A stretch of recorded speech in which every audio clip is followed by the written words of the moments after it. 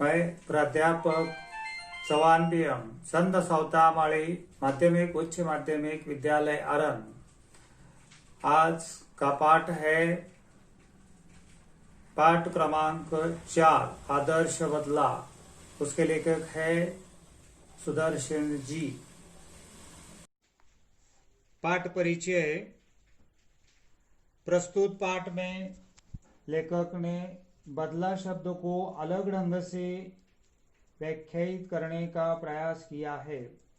यदि वह बदला किसी के मन में उत्पन्न हिंसा को समाप्त कर उसके जीवन का सम्मान कर। आगरा शहर में सुबह सुबह साधुओं की एक मंडली अपने ढंग से भजन गाते गुनगुनाते हुए प्रवेश कर रही थी। इस मंडली में एक छोटा सा बच्चा भी था।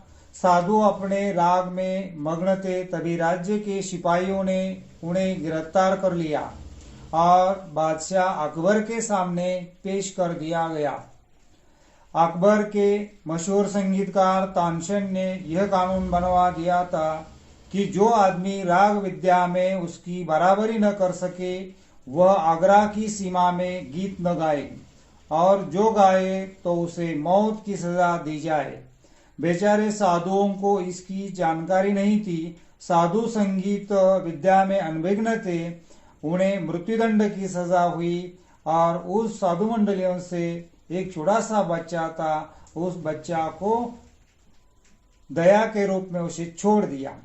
वह छोटा सा बच्चा रोता तड़पता आगरा के बाजारों से निकलकर जंगल में अपनी कुटियों में पहुंच गया और वहां अपना दुख व्यक्त कर रहा था।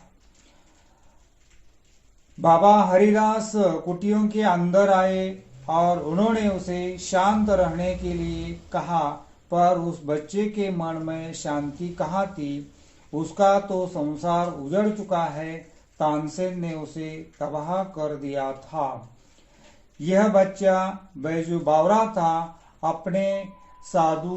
अपने साथ हुए सारी दुर्घटना बाबा हरिदास को बताई और अपने बदले की भूख और प्रतिकार की प्यास मिटाने की उनसे प्रार्थना की। अंत में हरिदास ने उसे आश्वस्त कर दिया और उसे ऐसा सिखाया कि वह अपने पिता का बदला ले सके। बैजू से 12 वर्ष तक संगीत की तपस्या का वचन लिया। बाबा ने 12 वर्ष में बैजू बावरा को वह सब कुछ सिखा दिया। ने 12 वर्ष में बैजू बावरा को सब कुछ सिखा दिया जो उनके पास था।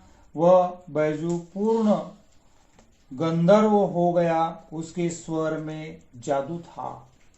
लेकिन संगीत तपस्या में पूरी होने के साथ बैजू बावरा को बाबा हरिदास के सामने यह प्रतिज्ञा भी करनी पड़ी कि वह इस राग विद्या से किसी को हानि नहीं पहुंचाएगा।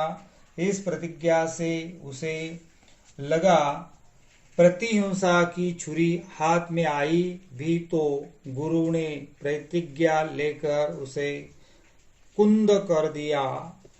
कुछ दिनों बाद यह सुंदर युवक साधु आगरा के बाजारों में गाता हुआ जा रहा था।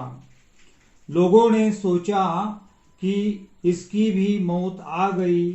वे उस नगर की रीति की सूचना देने निकले, पर उसके निकट पहुंच के पहले ही उसे अपनी सूध बूध खो बैठे। सिपाही उसे पकड़ने दौड़े तो उसका गीत सुनकर उन्हें अपनी हथकड़ियों की भी सुध न रही। लोग नवयुवक के गीत पर मुग्ध थे। चलते चलते यह जनसमूह मौत के द्वार पर यानी तानसेन के महल के सामने था।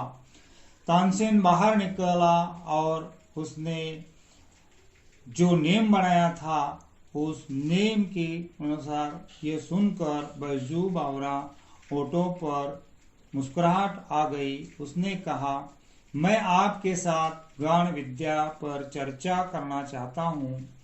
तानसेन ने कहा, जानते हैं नियम कड़ा है, मेरे दिल में दया नहीं है।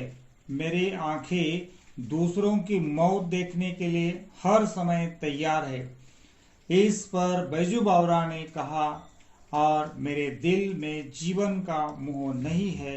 मैं मरने के लिए हर समय तैयार हूं। दरबार की ओर से शर्तें सुनाई गई। राग युद्ध नगर के बाहर वन में आयोजित किया गया था। लगता था वन में नगर बस गया। बैजू ने सितार उठाया, उसने पर्दों को हिलाया तो जनता ब्रह्मानंद में लीन हो गई।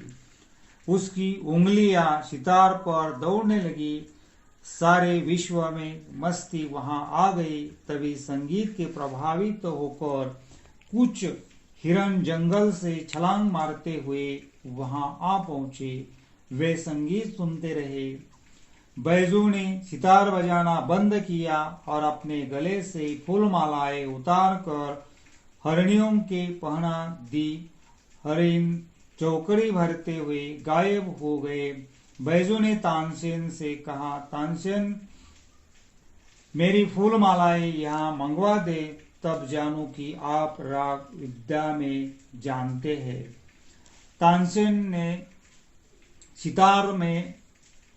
ने सितार हाथ में लेकर बजाने लगा। इतने एकाग्रता साथ उसने अपने जीवन में कभी सितार नहीं बजाया था। आज वह अपनी पूरी कला दिखा देना चाहता था। आज वह किसी तरह जीतना चाहता था। आज वह किसी पर जिंदा रहना चाहता था। सितार बजाता बजाता पर आज लोगों ने उसे पसंद नहीं किया। तानसेन को शरीर में पसीना पसीना आ गया।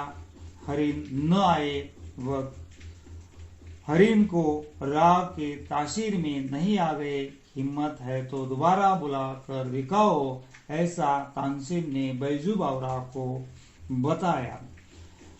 यह सुनकर बैजू बावरा ने फिर सितार पकड़ लिया, सितार बजाने लगा। वे हरिण फिर बैजू बावरा के पास आ गए। बैजू ने उनके गले से मालाएं उतार ली। अकबर ने अपना निर्णय सुना दिया।